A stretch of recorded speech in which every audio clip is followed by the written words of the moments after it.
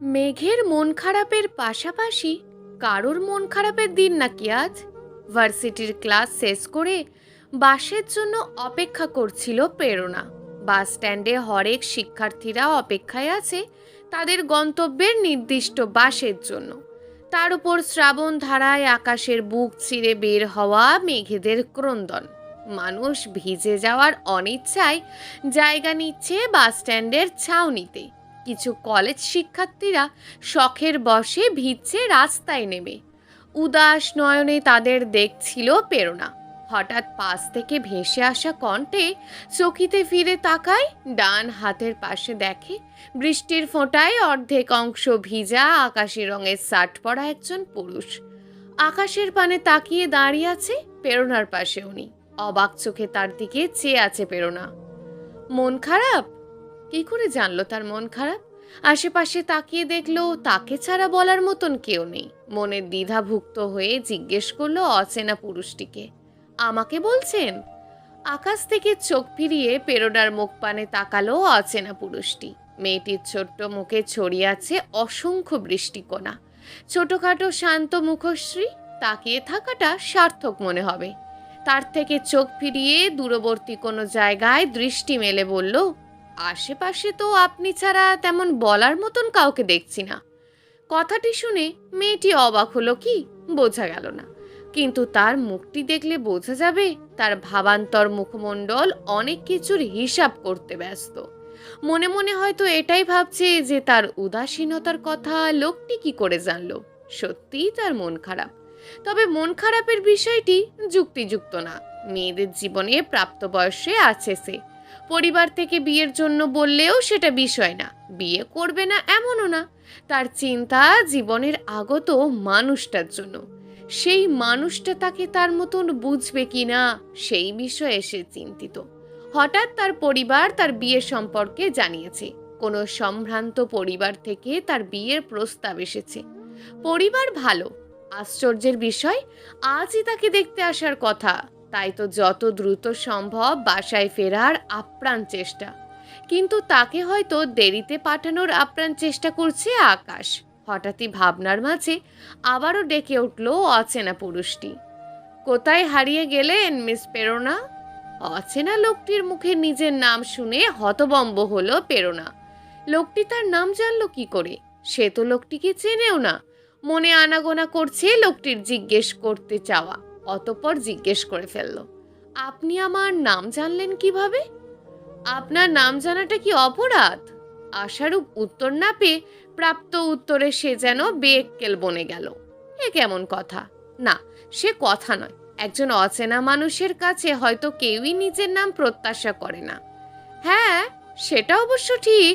তবে একদিন এই অচেনা মানুষটাই আপনার সব থেকে বেশি চেনা মানুষ থাকবে। কথাটা হয়তো প্রেরণার বোধগম্য হলো না। জানার ইচ্ছেও জাগলো না মনে। প্রতিমধ্যে বাস কাউন্টার জানালো তাদের নির্দিষ্ট গন্তব্যের বাস আজ আসবে না। বিরক্তিতে প্রেরণার মুখ দিয়ে সূচক শব্দ বের হলো। এদিকে বাড়ি থেকে একাধারে কল করে যাচ্ছে তার মা। পাত্রপক্ষ দেখতে আসবে, তাই তাকে আজকে ভার্সিটি না আসার জন্যই জোর করেছিল। প্রয়োজনীয় ক্লাস থাকায় আসতে হয়েছে তাকে। আবারও বলে উঠল অচেনা লোকটি, আপনাকে দেখে মনে হচ্ছে আপনি বিরক্ত। বিরক্ত হওয়ার তো কারণ শুনতেই পারলেন। না চাইতেও ঝাঁঝালো কণ্ঠে বলে ফেললো কথাটুকু। তারপর খেয়াল হলো অচেনা একজন লোকের সাথে এভাবে কথা বলাটা ঠিক হয়নি। আসলে আমি এভাবে বলতে চাইনি। বাসায় প্রয়োজনীয় কাজ আছে, তাই বিরক্ত হওয়াটা স্বাভাবিক। না না, আমি কিছু মনে করিনি। আপনি চাইলে আমি আপনাকে আপনার বাসায় ছেড়ে দিতে পারি। আমার গাড়ি আছে পাশেই। পুরুষটির কথায় অবাক হলো প্রেরণা। সাথে মনে ভীতি জন্ম নিল। সে ভাবছে, গাড়ি আছে? তাহলে লোকটি বৃষ্টির মধ্যে দাঁড়িয়ে আছে কেন? আবারও ভাবলো তাকে কিডন্যাপ করবে না তো? ভাবতেই তার মনে ভয়ের সঞ্চয় হলো। অচেনা মানুষটা হয়তো বুঝতে পারলো। ক্ষণিক হাসলো সে। আবার জিজ্ঞেস করলো সে, আপনি কি ভয় পাচ্ছেন মিস প্রেরণা? চকিতে লোকটির মুখ পানে তাকালো প্রেরণা। দেখতে পেল লোকটির মুখের হাসি। তা দেখে তার মনে যেন ভয় আরও বাড়ল। তবুও নিজেকে শান্ত রেখে বলল, ভয় কেন পাবো? তাহলে আপনি তোতলাচ্ছেন কেন? এবার যেন তার অবস্থা, ছেড়ে দে মা, কেঁদে বাঁচি। হঠাৎ তার চোখ গেল অচেনা পুরুষটির মুখের দিকে। ঠোঁটের কোণে লেগে আছে সামান্য হাসি। এই হাসি কোনো খারাপ মানুষের নয়, বরং মজা নেওয়ার ছলে।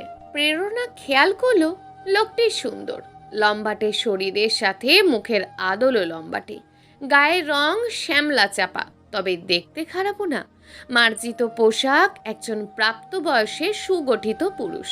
প্রেরণা ভাবছে, আজকাল কিডন্যাপাররা কি হ্যান্ডসাম সেজে কিডন্যাপ করে নাকি?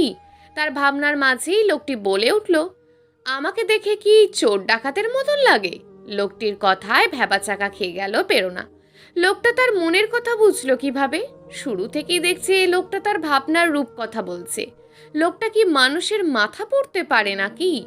অতীব সাহস সঞ্চয় করে প্রেরণা লোকটিকে জিজ্ঞেস করেই ফেলল, আপনার গাড়ি আছে, তাহলে বৃষ্টির মধ্যে দাঁড়িয়ে আছেন কেন?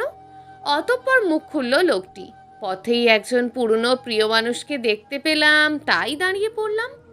তা কোথায় আপনার প্রিয় মানুষ? দেখা হয়েছে? হ্যাঁ, দেখা হয়েছে, আমার সামনেই দাঁড়িয়ে আছে।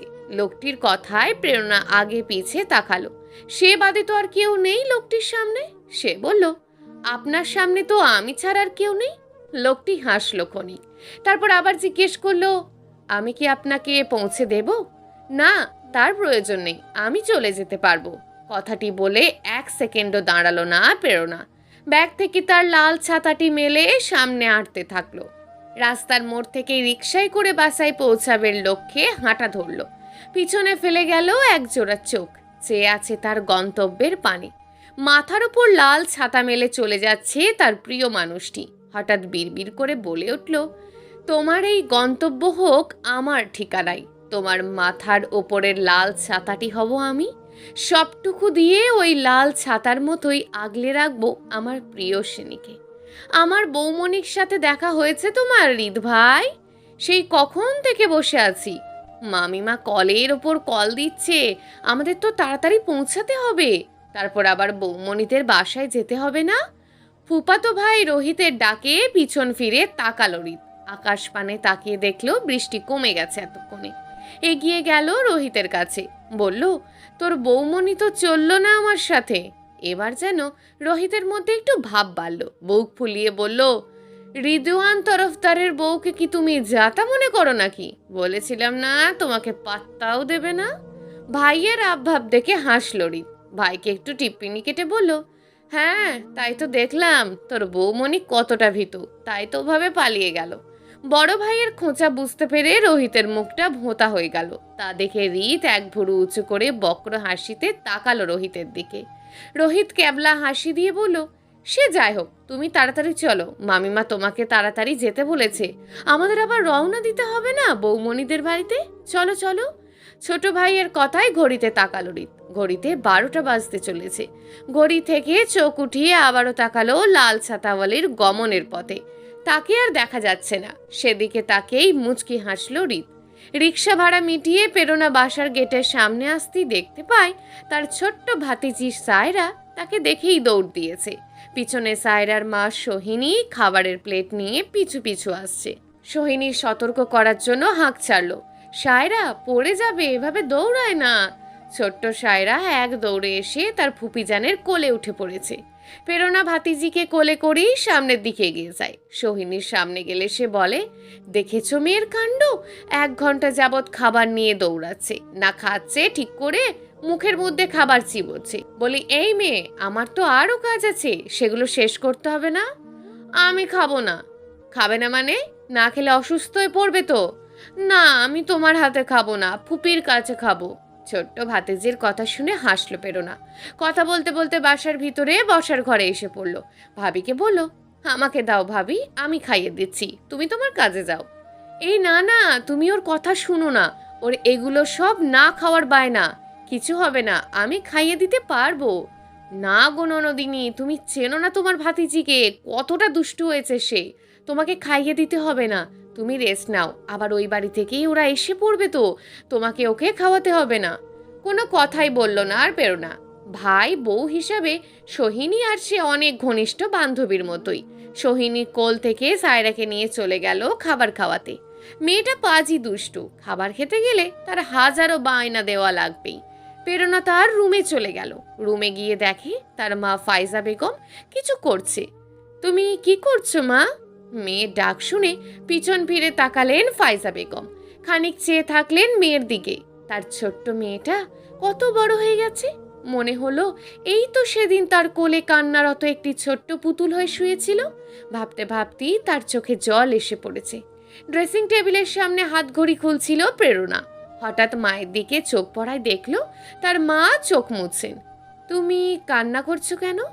কই কান্না করছি, চোখে কি জানি পড়লো তাই।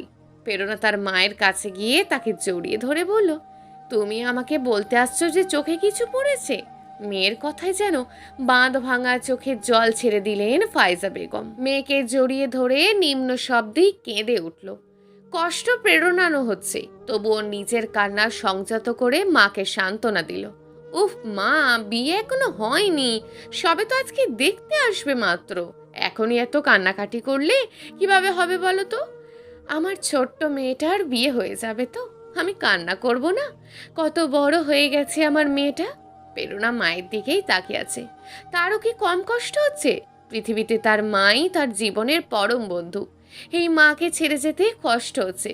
ফাইজা বেগম চোখ মুছে মেয়েকে ছেড়ে খাটের ওপর থেকে একটা শাড়ি উঠিয়ে বললেন, দেখ তো শাড়িটা কেমন, তোকে মানাবে সুন্দর।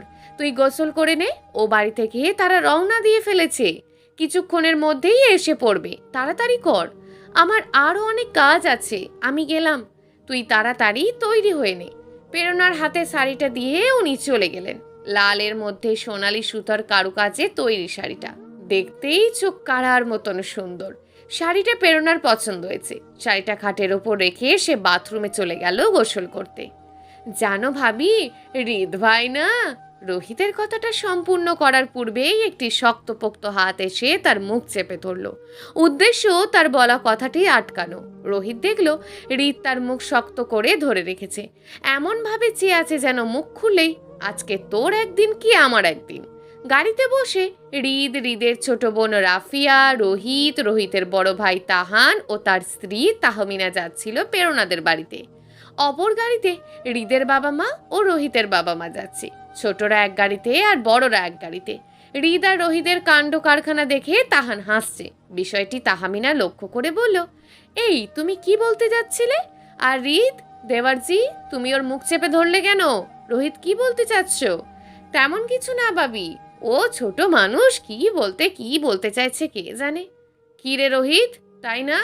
হৃদ রোহিতের দিকে খেয়ে ফেলা চোখ নিয়ে তাকালো। রোহিত তা দেখে বলল, আরে হ্যাঁ হ্যাঁ, আসলে হয়েছে কি ভাবি, আমি আর হৃদ ভাই যখন মার্কেটে গিয়েছিলাম তখন আসার সময় আমি বৃষ্টিতে ভিজা রাস্তায় ধপাস করে পড়ে গেছি। তখন হৃদ ভাই আমাকে না ধরলে আমি মনে হয় পটল তুলতে চলে যেতাম। রোহিতের কথায় গাড়িতে থাকা সকলে এক দফা অট্ট হাসিতে হেসে পড়ে। রোহিত আর চোখে একবার হৃদকে দেখে নেয়। দেখে সে তাকিয়ে তাকিয়ে হাসছে তার দিকে। রোহিত ভোঁতা মুখ করে বসে আছে। রাফিয়া টিপ্পিনি কেটে বলল, তুই তো আসলেই লাউ কুমড়ো, যে শুকনাতেও আছাড় খায়। রাফিয়ার কথায় গাড়িতে আর এক দফা হাসি রোল পড়ল। মজা করতে করতে যাচ্ছে তারা কারোর সুখ পাখি অর্জনের গন্তব্যে। হৃদ ভাবছে তার লাল ছাতাওয়ালির সুখ পাখির কথা, তার বহুকাল আগের সুখ পাখি, যাকে এক নজর দেখেই তার প্রেমে পড়তে হয়েছে হাজারবার। দেওরজি, অবশেষে লাল ছাতাওয়ালিকে পেতে যাচ্ছ, তোমার অনুভূতিটা কেমন বলো তো দেখি একটু। তাহমিনার কথায় ভাবনা বিচ্ছিন্ন হলো হৃদের। তাহান হৃদের 5 বছরের বড়। বড় ভাইয়ের বউ হলেও তাহমিনা মানুষটা খুবই বন্ধুত্ব সুলভ, যেখানে যে কোনো পরিবেশে মিশে যাওয়া তার এক প্রতিভা ধরা যায়। ভাবির দিকে তাকিয়ে বলো, আমি কোনো জোরাজুরি করে ফেলছি না তো ভাবি? তাহমিনা হৃদের কথায় তার মুখ পানে তাকালো। এই ছেলেটা তার দেবর হলেও সব সময় তাকে ভাইয়ের মতোই দেখেছে, তাকেও বড় বোনের মতোই সম্মান করে। তাদের বিয়েতে এসেই হৃদের প্রণয় ঘটে কোনো এক মেয়ের সাথে। তখন প্রথম কথাটি তাহমিনাকেই জানিয়েছে হৃদ। সেই সুবাদে তাহমিনা তাহানকে জানিয়েছে এবং বলেছে মেয়েটাকে খুঁজে বের করার জন্য। তাহমিনা হৃদের মুখ পানে তাকিয়ে বলল, তুমি কোনো জোরাজুরি করছো না ভাই, আমার ভাই খারাপ নাকি? লাখে একজন সে।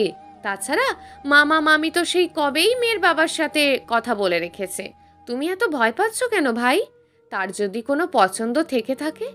এই প্রশ্নের উত্তর তাহমিনা দিতে পারল না। সত্যি তো, মেয়ের যদি কোনো পছন্দ থেকে থাকে, যদি বিয়ে করতে না চায়, হৃদের এত বছরের ভালোবাসা সব ধূলিসাৎ হয়ে যাবে। আর ভাবতে পারল না কেউই। বাকি পথ নিশ্চুপ কাটিয়ে পার করলো সবাই। হৃদ তাকিয়ে আছে আকাশপানে। আকাশে বৃষ্টি বৃষ্টি ভাব। এমনই এক বৃষ্টির দিনে সে প্রথম দেখেছিল তার লাল ছাতাওয়ালাকে। শুনলাম তোর বাবা নাকি তোর বন্ধুর ছেলের সাথে তোর বিয়ে ঠিক করেছে। গোসল করে ড্রেসিং টেবিলের সামনে চুল আঁচড়াচ্ছিল প্রেরণা। খালাতো বোন দিশার কথায় পিছন ফিরে তাকিয়ে দেখে খাবার প্লেট নিয়ে দাঁড়িয়ে আছে দিশা। প্রেরণার থেকে 2 বছরের বড় দিশা, কিন্তু তাদের সম্পর্ক বান্ধবীর মতন। দিশার বিয়ে হয়েছে 1 বছর হয়, এর মধ্যে 5 মাসের অন্তঃসত্ত্বা বিধায় বাপের বাড়িতে থাকছে কিছুদিন। শাড়ির ওপর দিয়ে পেটের উঁচু অংশটা দেখা যাচ্ছে। কাছে গিয়ে প্রেরণা তাকে জড়িয়ে ধরে বলল, কখন এসেছিস? খালামণি খালু আসেনি? এই তো মাত্রই এসেছি, এসেই তো রুমে ঢুকলাম। খালামণি বলল কলেজ থেকে এসে কিছু খাসনি, তাই তোর জন্য খাবার পাঠিয়ে দিয়েছে। খাবারের প্লেট হাতে নিয়ে দিশাকে ধরে খাটে বসালো প্রেরণা। দুলাভাই আসেনি? না, তোর দুলাভাই একেবারে বিয়েতে আসবে। মা বলল খালু তার কোন বন্ধু ছেলের সাথে তোর বিয়ে ঠিক করেছে। খাবারের প্লেট নিতে খেতে শুরু করেছিল প্রেরণা। দিশার কথা তাকে ভাবাচ্ছে। তার জানা মতে তার বাবার তেমন কোনো বন্ধু নেই। তাহলে কার সাথে বিয়ে ঠিক করছে তার বাবা? স্বভাবতই প্রেরণা শান্ত স্বভাবের মেয়ে। আগ বাড়িয়ে কারোর থেকে জানতেও চায়নি তার বাবা কার সাথে বিয়ে ঠিক করেছে। সে জানে তার বাবা মা তাকে কোনো খারাপ লোকের হাতে তুলে দেবে না। সম্পূর্ণ আস্থা আছে তার বাবা মায়ের প্রতি। কি এত ভাবছিস? তাড়াতাড়ি খেয়ে শেষ কর, ওনারা এসে পড়েছে কাছাকাছি। খালামানি বলল, তোকে তৈরি করতে হবে। দিশার কথায় ভাবনা বিচ্ছিন্ন করে তাড়াতাড়ি খেতে শুরু করলো প্রেরণা। হঠাৎ তার ভাইয়ের গলার কণ্ঠ শোনা যাচ্ছে, বাবা কোথায় তুমি? ওনারা এসে পড়েছেন। বসার ঘরে বসে আছে হৃদের বাবা মা ও রোহিতের বাবা মা। তাহান, তাহমিনা, হৃদ, রোহিত ও রাফিয়া। তাদের পাশেই বসে আছে প্রেরণার বাবা ও খালু। তারা কথা বলছিলেন একে অপরের সাথে। প্রেরণার মা, খালা, ভাবি, ভাই সবাই অতিথি আপ্যায়ন করতে ব্যস্ত। এরই মাঝে তাহমিনা বলে ওঠে, আমি কি একটু মেয়ের ঘরে যেতে পারি? হ্যাঁ অবশ্যই। সোহিনী, ওনাদের প্রেরণার ঘরে নিয়ে যাও তো মা। শ্বশুরের আদেশে সোহিনী তাহমিনা সহ রাফিয়াকে বলল, তোমরা আসো আমার সাথে। সোহিনী, তাহমিনা ও রাফিয়াকে নিয়ে চলল প্রেরণার ঘরে। ড্রেসিং টেবিলের সামনে প্রেরণাকে তৈরি হতে সাহায্য করছে দিশা। পরনে সোনালী কারুকাজে লাল শাড়ি, চোখে কাজল, ঠোঁটে হালকা রঙের লিপস্টিক, কপালে ছোট্ট কালো টিপ। প্রেরণা মেয়েটা দেখতে এমনিতেই সুন্দর। সোহিনী 6 বছরের বিবাহিত জীবনে প্রেরণাকে এত সুন্দর করে সাজতে কখনো দেখিনি। মেয়েটা চুপচাপ স্বভাবের পাশাপাশি নিজের সাজগোজেরও কোনো খেয়াল নেই। প্রেরণার পাশেই ছোট্ট সায়রা দাঁড়িয়ে দাঁড়িয়ে তার ফুপিজানের সাজ দেখছিল। সোহিনী প্রেরণাকে আয়নায় দেখে পিছন থেকেই বলে উঠল, বাবা তোমাকে তো আজ পুরো বউ বউ লাগছে কোন অনুদিনে। আমি বরং বাবাকে বলি বিয়েটা আজকেই পড়িয়ে দিতে। সোহিনীর কথায় দিশা ও প্রেরণা পিছন ফিরে দেখলো তার পাশে অচেনা দুজন রমণীও আছে। দিশা সোহিনীর কথায় তাল মিলিয়ে বলল, ঠিকই বলেছ ভাবি, আমারও তাই মনে হচ্ছে। ওকে আজকেই বিয়ে দিয়ে দেয়া উত্তম হবে। তাদের দুজনের কথায় তাহমিনাও বলল, কনে রাজি থাকলে আমরা আজই বিয়ে করে নিয়ে যাব। নীরব দর্শকের মতন কথা শুনছে প্রেরণা। সোহিনী তাদের পরিচয় করিয়ে দিয়ে চলে গেল নিজের কাছে। তাহমিনা ও রাফিয়া গিয়ে বসলো প্রেরণার পাশে। তাহমিনা খুবই মিশুকে। প্রেরণার অস্বস্তি কাটাতে প্রথমেই নিজেই কথা বলা শুরু করে। আমার ভাইয়ের পছন্দ আছে বলতে হয়। তাহমিনার কথায় হতবম্ব হয়ে চেয়ে থাকলো প্রেরণা। দিশা মজার ছলে বলে ফেলল, কি রে প্রেরণা, তুই প্রেম করতিস? আমাকে একবার জানাসনি তো। দিশার কথায় যেন বেয়াক্কেল বনে গেল প্রেরণা। সে আর প্রেম, এও কি সম্ভব? সারা জীবন বাসা থেকে স্কুল, কলেজ আর ভার্সিটিতেই গিয়েছে, প্রেম করার সময় পেল কোথায়? নতুন অতিথির সামনেই অতি সাহসে বলে ফেলল প্রেরণা, কি যাতা বলছো? আমি প্রেম করলে তোমাকে জানাতাম না? প্রেরণার কথায় তাহমিনা ও দিশা দুজনেই হেসে ফেলল। তবে তাহমিনার একটা বিষয় সন্তুষ্ট হলো, মেয়ের কোনো পছন্দ নেই। দিশা হাসতে হাসতেই বলল, আরে পাগল, মজা করছিলাম। তুই যে প্রেম করার পাত্রী না তা আমি খুব ভালো করেই জানি। ভাবি, নতুন ভাবি কিন্তু দেখতে সত্যিই অনেক সুন্দর। রাফিয়ার কথায় প্রেরণা তার দিকে তাকালো। মেয়েটিকে তার কেমন যেন চেনা চেনা লাগছে, কিন্তু তাদের তো কখনো দেখা হয়নি, তবুও কেমন যেন চেনা চেনা। তোমার নাম কি? প্রেরণার প্রশ্নে রাফিয়া যেন কথা বলার উৎসাহিত পেয়ে গেল। মেয়েটা অনেক চঞ্চল, তার মধ্যে কথার ঝুলির শেষ নেই। তাই তো সে একাধারে বলতে শুরু করলো, আমার নাম রাফিয়া তরফদার, আর তুমি হবে আমার ভাইয়ের এখনো বিয়ে করা না হবু স্ত্রী। কথাটি বলেই সে ক্যাবলাকান্তের মতোই হাসি দিল। হবু স্ত্রী কথাটি শুনে প্রেরণা একটু লজ্জায় গুটিয়ে গেল। দিশা আর তাহমিনার কথা বলছিল, রাফিয়ার কথা কানে আসতেই তারা হাসলো। তাহমিনা প্রেরণাকে বলল, ও অনেক কথা বলে, তোমার কান ঝালাপালা করে ফেলবে কথার ঝুলি দিয়ে। বড় ভাবির কথায় মুখটা ভোঁতা করে ফেললো রাফিয়া। ক্ষণিকের মাঝেই প্রেরণার কথায় তার মুখে মুক্ত ঝরার মতন হাসি ফুটে উঠল। সমস্যা নেই, আমার কথা বলার মানুষ ভালোই লাগে। বসার ঘরে বাবা মায়ের সাথেই বসে আছে হৃদ। তার দুপাশেই তাহান ও রোহিত বসে আছে। রোহিত বড়দের কথা শুনতে শুনতে এক পর্যায়ে বিরক্ত বোধ হয়ে ফোনে গেমস খেলতে শুরু করলো। এখন বিরক্ত লাগছে হৃদের, এত কথার কি আছে সে বুঝে পায় না। তার মন আঁকুপাকু করছে তার ছাতাওয়ালাকে দেখার জন্য। কখন আসবে তার ছাতাওয়ালি? হৃদের যে আর তর্স হয়েছে না তা তাহান ঠিক বুঝতে পারলো। তাহান ভাইয়ের এমন অবস্থা দেখে হৃদের কানের কাছে গিয়ে ফিসফিসিয়ে বলল, কিরে, ছাতাওয়ালা কি দেখার জন্য বুঝি তোর তর্স হয়েছে না? আর একেই তো মেজাজ খারাপ হচ্ছে, তারপর তাহানের খোঁচা স্বরূপ কথা হৃদের কাঁটা গায়ে নুনের ছেটা দেওয়ার মতন। সে সরু চোখে দাঁত কিরমিরিয়ে বলল, তোর বেলায় বুঝি খুব আনন্দ লেগেছিল? হৃদের কথায় হাসলো তাহান। ভাইয়ের কষ্ট কমানোর জন্য তার মাকে কি যেন ইশারা করলো। তাহানের মা রুকসানা বেগম প্রেরণার বাবাকে বললেন, ভাই তো আমাদের বউ কোথায়, নিয়ে আসুন। হৃদের মা মনিরা বেগম প্রেরণার মা খালার সাথে কথা বলছিলেন। তিনিও সায় দিলেন ছেলের হবু বউকে দেখার জন্য।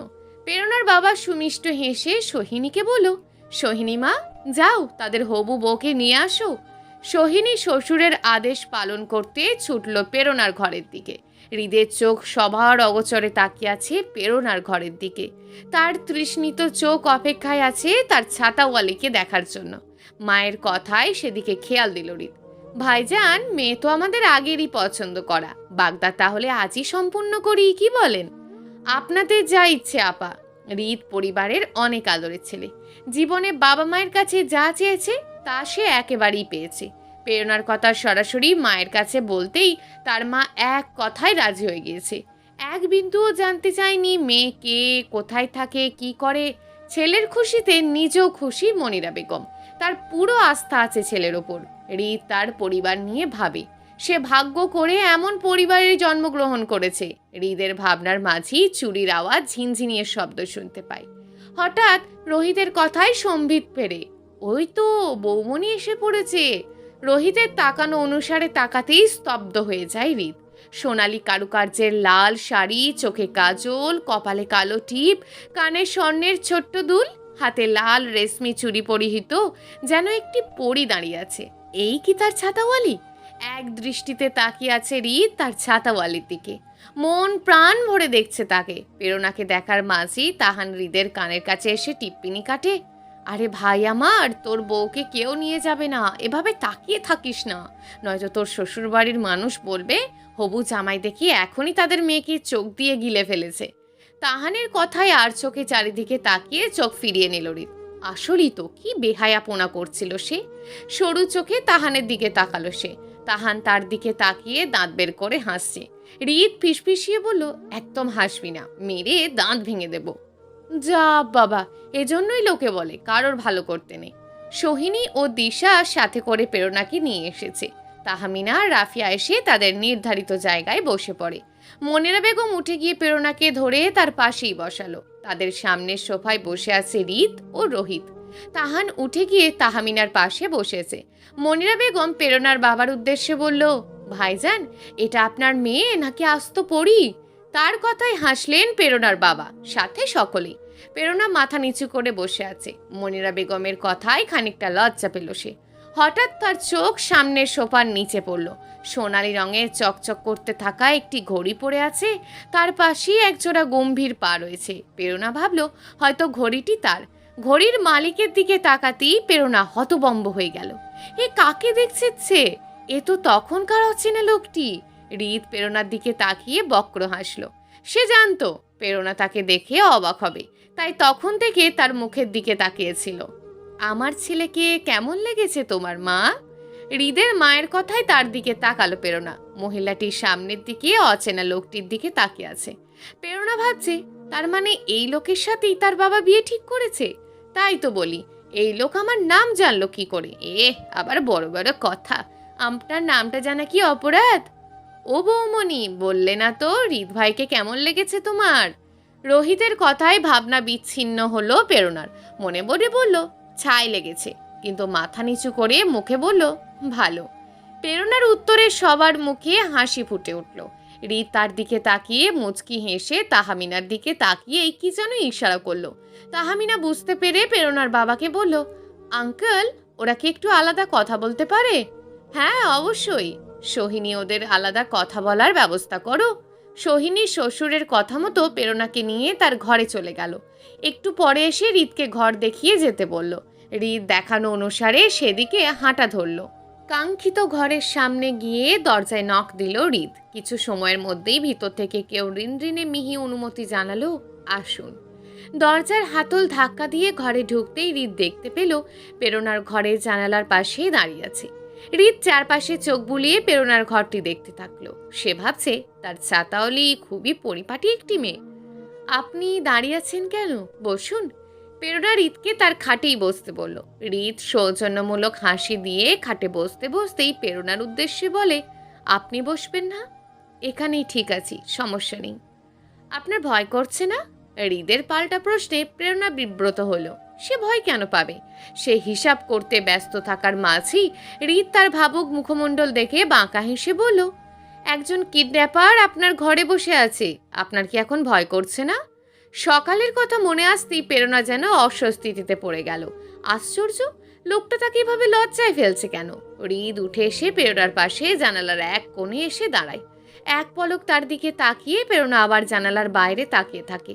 হৃদ তার দিকে তাকিয়ে গভীর মনোযোগ সহকারে তাকিয়ে বলে, কিন্তু আপনি কাউকে কিডন্যাপ করেছেন মিস প্রেরণা, যে এখন আপনার কাছে বন্দি। সে চায় আপনার কাছে আজীবন বন্দি হয়ে থাকতে। হৃদের এসব কথাই প্রেরণা হতভম্ব। সে কবে, কাকে, কখন কিডন্যাপ করলো?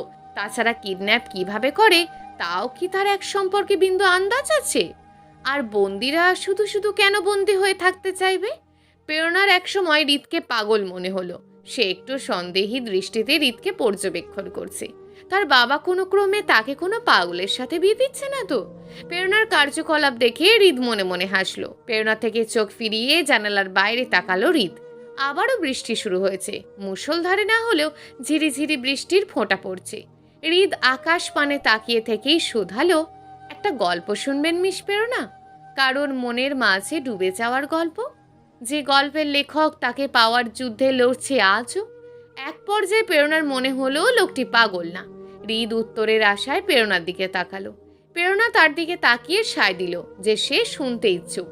কাঙ্ক্ষিত উত্তর পেয়ে হৃদ পুনরায় আকাশ পানে তাকালো। প্রেরণা ভাবলো লোকটির মাঝে কবি কবি ভাব আছে, তাই সে উৎসুক হয়ে গল্প শোনার অপেক্ষায় হৃদের পানে তাকিয়ে, গল্পটা আমারই মিস প্রেরণা।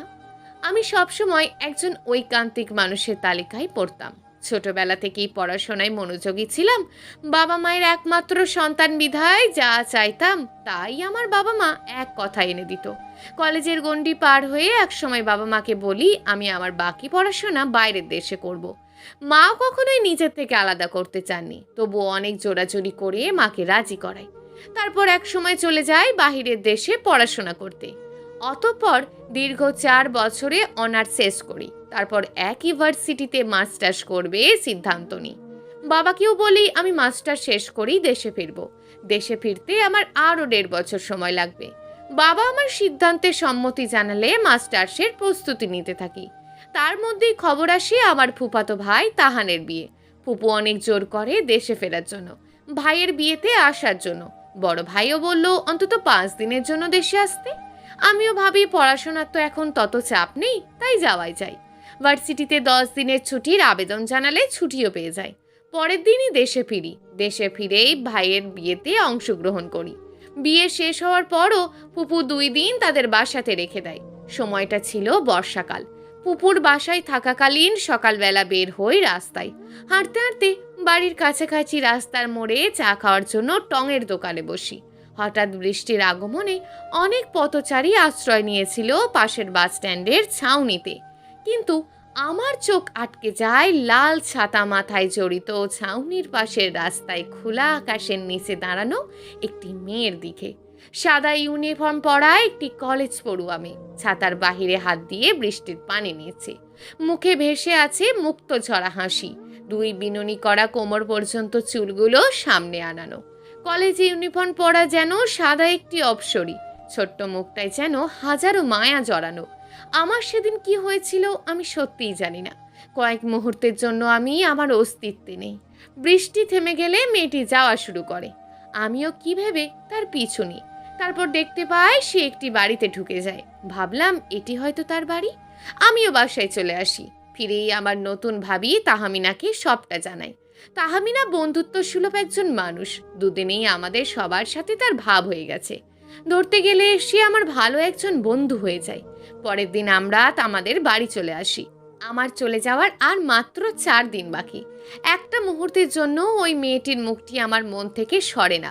উপায় না পেয়ে তাহমিনাকে সব জানাই। তুমি তো দেখছি একদম প্রেমে কাদা হয়ে গেছো গো দেবরজি। একদিনের দেখাতেই কি প্রেম হয়ে যায় নাকি? ওসব কিছু না, আস্তে আস্তে ঠিক হয়ে যাবে। তাহমিনা আর কিছু বলেনি তখন। আমিও আবার বাহিরে এসে পড়ি পড়াশোনার জন্য। কিন্তু মেয়েটির কথা এক মুহূর্তের জন্য আমার মন থেকে সরছিল না। এভাবেই 1 মাস কেটে যায়। অতঃপর উপায় না পেয়ে আমি তাহমিনাকে আবার জানাই। তাহমিনার মতামত আগের মতোই ছিল। একসময় আমি মানতে বাধ্য হই আমি সত্যিই মেয়েটিকে ভালোবাসি, তার মায়ায় জড়িয়ে গেছি। তাহমিনা তাহানকে বলে দেয় সবকিছু। তাহান বলে দেশে ফিরলে মেয়েটিকে খোঁজ দেবে। এভাবেই আমার আরও 1 বছর কেটে যায়। আমি আবার দেশে ফিরি। দেশে ফিরে প্রথমেই বাবা মাকে সবটা জানাই। আমার প্রথম পছন্দ, তাই বাবা মা রাজি হয়ে যায়। আমি আবার আমার ফুপুর বাসায় যাই, আমার সেই বৃষ্টি দিনের ছাতা বলেকে খুঁজতে। আবারও পেয়ে যায় তাকে। তবে আগের থেকে সে বড় হয়ে গেছে, কিন্তু সেই মায়াবী হাসি আগের মতোই আছে। কলেজ পেরিয়ে সে এখন ভার্সিটিতে উঠেছে। দেশে ফিরতেই বাবা তার ব্যবসার হাল আমার ওপর দিয়ে নিজে অবসর গ্রহণ করে। বাবা মা তাদের বাসায় বিয়ের প্রস্তাব পাতায়। তবে এই বিষয়ে আমি কিছুই জানতাম না। একদিন অফিস থেকে বাসায় ফিরে দেখি ফুপু বাড়ির সবাই এসেছে। তখন জানতে পারি সবটা। বাবা বলতে শুরু করে, আমি আমার ছেলের চাওয়া পাওয়া সব সময় পূরণ করার চেষ্টা করেছি, তাহলে তার জীবনের গুরুত্বপূর্ণ একটা অধ্যায় কেন পূরণ করব না? কিন্তু একটা সমস্যা হয়ে গেছে। বাবার মুখে এই কথা শুনে আমার ভিতরটা নড়ে উঠেছিল। মাথায় শুধু একটাই কথা ঘুরছিল, তারা কি না করে দিয়েছে, নাকি আমার ছাতাওয়ালের অন্য কাউকে পছন্দ আছে? আমি কখনোই তাকে জোর খাটিয়ে পেতে চাই না। যদি তার সত্যিই অন্য কোনো পছন্দ থাকে, তাহলে আমি আর এগোতে চাই না। সে ভালো থাকুক এটাই চাই। কিন্তু আমার বাবা বলল, মেয়ের বাবা বলেছে মেয়ে সবে মাত্র ভার্সিটিতে উঠেছে, তার মতামত সে কিছুদিন পর বিয়ে করবে। আর তাদের তোমাদেরকেও পছন্দ হয়েছে, পছন্দ না হয়ে যাবেই বা কোথায়? আমার ছেলে লাখে একটা। এটা বলেই সবাই হাসাহাসি শুরু করে দিয়েছে।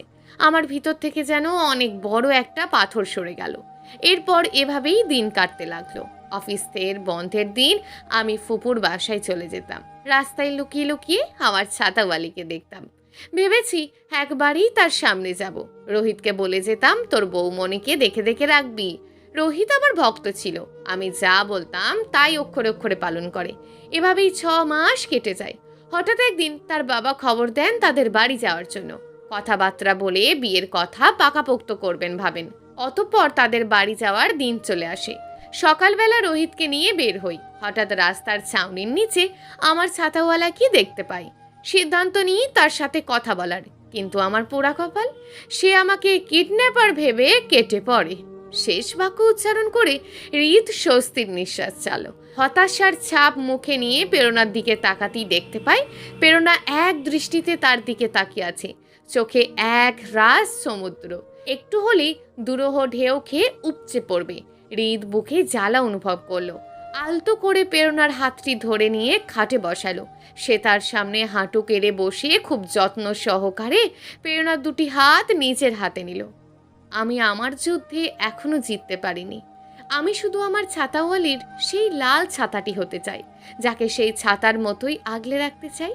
আপনি আমাকে সাহায্য করবেন আমার যুদ্ধে জেতার জন্য? প্রেরণা এক রাত সমুদ্র নিয়েই হৃদের দিকে তাকালো। হৃদের গলা শুকিয়ে যাচ্ছে, তবুও নিজেকে শান্ত করে রেখে বলল, উইল ইউ ম্যারি মি? হৃদ উৎসুক দৃষ্টিতে প্রেরণার দিকে তাকিয়ে আছে তার উত্তর জানার জন্য, কিন্তু প্রেরণা কিছুই বলছে না। হৃদ হতাশ হলো। আস্তে করে প্রেরণার হাত দুটো রেখে দিয়ে বলল, আমি জোর করব না। একটি বিয়েতে দুটি মনের সম্মতি থাকতে হয়। আপনি ভেবে চিন্তে উত্তর দেবেন। আমি আপনার বাবাকে পাঠাচ্ছি। উনি আপনার বাবা, আপনি না চাইলে সে কিছুই করবে না। যদি আপনি রাজি থাকেন তাহলে আপনার বাবার সাথে বের হয়ে আসবেন, আর না হলে বের হবেন না। কথাটি বলেই হৃদ এক মুহূর্তও না থেকে চলে যায় বসার ঘরে। প্রথমেই গেল প্রেরণার বাবার কাছে। আঙ্কেল, আপনি যদি আপনার মেয়ের কাছে একটু যেতেন। প্রেরণার বাবা হৃদকে এক পলক দেখেই চলল প্রেরণার ঘরে। হৃদ সবার সাথেই বসে পড়ল। সে ভাবছে, প্রেরণা বের হবে তো? সে কি অন্য কাউকে পছন্দ করে তাই কাঁদছিল তখন? এসব ভাবতেই হৃদের বুকে চিনচিনে ব্যথা অনুভব হলো। প্রেরণার বাবা আব্দুর সাহেব ভিতরে ঢুকতেই দেখতে পেল তার মেয়ে কাঁদছে। তার বুকটা ধক করে উঠল। তার মেয়ে কি বিয়ে করতে চায় না? জোরাজুরি করছে না তো সে? তিনি গিয়ে প্রেরণার পাশে বসে তার মাথায় হাত বুলিয়ে দিয়ে বলল, তুমি বিয়ে করতে চাও না? তুমি নির্দ্বিধায় বলো, আমরা তোমার মতামতকে গুরুত্ব দেব। তুমি আমাদের খুব আদরের। আমি চাই না তুমি কষ্ট পাও। ছেলেটি খুব ভালো। তোমার ভাইয়াকে দিয়ে আমি খোঁজ নিয়েছি, জানতে পেরেছি সে তোমাকে অনেক আগে থেকেই পছন্দ করে রেখেছে। কিন্তু আমরা তোমার মতামতকেও প্রাধান্য দেব। তোমার তাকে পছন্দ না হলে বলো, আমরা তাদের কাছে ক্ষমা চেয়ে নেব। প্রেরণা কিছু না বলে তার বাবার দিকে তাকালো। আব্দুর সাহেব মেয়ের চোখের ভাষা বুঝতে ব্যর্থ হলেন। হঠাৎ প্রেরণা কান্না থামিয়ে আস্তে করে বলল, আমি বিয়েতে রাজি বাবা। আব্দুর সাহেবের মেয়ের উত্তরে খুশি হলেন। তার মেয়েটা ছোট থেকেই শান্তশিষ্ট, মুখ ফুটে কখনো বাবার কাছে কিছু চায়নি। যত আবদার মা আর বড় ভাইয়ের কাছেই করেছে। তিনি মেয়ের চোখে জল মুছে দিয়ে কপালে চুমু খেয়ে বললেন, বাবা তোমার কোনো ক্ষতি হতে দেবে না। ছেলেটি খুব ভালো, তোমাকে ভালো রাখবে। প্রেরণা মুখ মুছে তার বাবাকে জড়িয়ে ধরল। আমি তোমার কাছেও ভালো আছি। কথাটি শুনে আব্দুর সাহেবের চোখ ছলছল করে উঠল, তবুও প্রশান্তির হাসি এসে মেয়ের মাথায় হাত বুলিয়ে দিলেন। বসার ঘরে হৃদের মন অস্থির করছে। তার একটাই ভাবনা, তার ছাতাওলি তার হবে তো? হারিয়ে যাবে না তো? তাহমিনা হৃদের অবস্থা দেখে তাকে শান্ত করে। কিচ্ছু হবে না ভাই। হৃদ একটু হাসলো। পরীক্ষার রেজাল্টের প্রকাশের দিন হয়তো সে এত অস্থির হয়নি। হঠাৎ দরজার শব্দ হতেই হৃদ তড়িৎ গতিতে সেদিকে তাকালো। আব্দুর সাহেবের হাত ধরে একটা লাল পরী দাঁড়িয়ে আছে। প্রেরণাকে দেখেই হৃদের প্রাণ ভোমরা যেন খাঁচায় বন্দি হলো। বুকে হাত দিয়ে একটা স্বস্তির নিঃশ্বাস ফেললো। ঠোঁটের আগায় হাসি ঝুলিয়ে তাদের দিকে তাকালো। প্রেরণা মাথা তুলে তাকাতেই তাদের চোখে চোখ পড়ে যায়। প্রেরণা ওই চোখের চাউনিতে অস্বস্তি বোধ করে, তাই লজ্জায় মাথা নামিয়ে ফেলে। তার ঠোঁটে দেখা মেলে প্রসারিত হাসি। হৃদের মা প্রেরণাকে হৃদের পাশে বসিয়ে দেয়। সকলের উদ্দেশ্যে বলে, তাহলে ওদের বাগদান শুরু করা যাক। প্রেরণা বাড়ির ও হৃদের বাড়ির সবার সম্মতি নিয়ে হৃদ ও প্রেরণার বাগদান সম্পূর্ণ হয়। হৃদ তার ছাতাওয়ালির দিকে তাকিয়ে আছে অপলকভাবে। প্রেরণার কানের কাছে মুখ নিয়ে হৃদ ফিসফিসিয়ে বলে ওঠে, রিদিওয়ান তরফদারের জীবনে আসার প্রথম ধাপে আপনাকে স্বাগতম আমার ছাতাওয়ালি। ভার্সিটির ক্যাম্পাসে দাঁড়িয়ে আছে প্রেরণা, মাথায় কনভোকেশনের ক্যাপ, পরিহিত শাড়ির ওপর কনভোকেশন কোট। মুখমণ্ডল দেখে বোঝা যাচ্ছে কারোর জন্য অপেক্ষাকৃত। আকাশের অবস্থা ভালো না, যে কোনো সময় বৃষ্টি হওয়ার সম্ভাবনা আছে। বলতে বলতেই বৃষ্টি শুরু হয়ে গেল। প্রেরণা মাথায় হাত দিয়ে পাশের ছাউনিতে যার জন্য পা বাড়াতেই দেখতে পায় মাথার উপর কেউ একটি লাল ছাতা ধরে আছে। স্থির হয়ে যায় তার চলার উদ্যোগ নেওয়ার পা দুটো। আমি কি খুব বেশি দেরি করে ফেললাম? কাঙ্ক্ষিত মানুষটির আভাস পেয়ে অভিমানী মুখ করে পিছন ফিরল প্রেরণা। হৃদের মুখ পানে তাকিয়ে বলল, গুনে গুনে 10 মিনিট দেরি করেছেন। অভিমানী কথা শুনে হাসল হৃদ। তার বউ আস্ত একটি অভিমানের ডিব্বা। প্রেরণাকে আর একটু উত্তক্ত করার জন্য নাটকীয় ভাব ধরল। তাহলে তো অনেক অপরাধ করে ফেলেছি, এই অপরাধের শাস্তি কি হতে পারে? বউয়ের কাছ থেকে 100 চুমু হলে মন্দ হয় না। হৃদের এমন কথায় প্রেরণার চোখ ছোট ছোট করে তার দিকে তাকালো। হৃদ তার বউয়ের এই রূপ দেখে অট্ট হাসিতে ফেটে পড়ল। প্রেরণা আবারও অভিমান করলো। হৃদ বুঝতে পেরে হাসি থামিয়ে এক হাতে ছাতা ধরে আর এক হাত নিজের কানে ধরে বলে, আমাকে ক্ষমা করুন আমার প্রাণপ্রিয় বউ। আমি জানি আমার বউ আমার জন্য অনেকক্ষণ দাঁড়িয়ে আছে। গাড়ি থেকে নেমেই আসছিলাম, তখন খেয়াল হলো বৃষ্টি হবে, তাই আবার ছাতা আনতে গিয়েছিলাম। আপনি তো আজকে নিজের ছাতা আনতেও ভুলে গিয়েছেন, তার খেয়াল আছে? প্রেরণার মন গলল। সে জানে হৃদ অকারণে দেরি করে না। 3 বছরের সংসার তাদের, কিন্তু হৃদের যত্ন নেওয়া ঠিক সেই প্রথম দিনটির মতোই রয়েছে। এতটা যত্নশীল মানুষ যে হয়, হৃদকে না দেখলে সে কেউই বুঝতে পারবে না।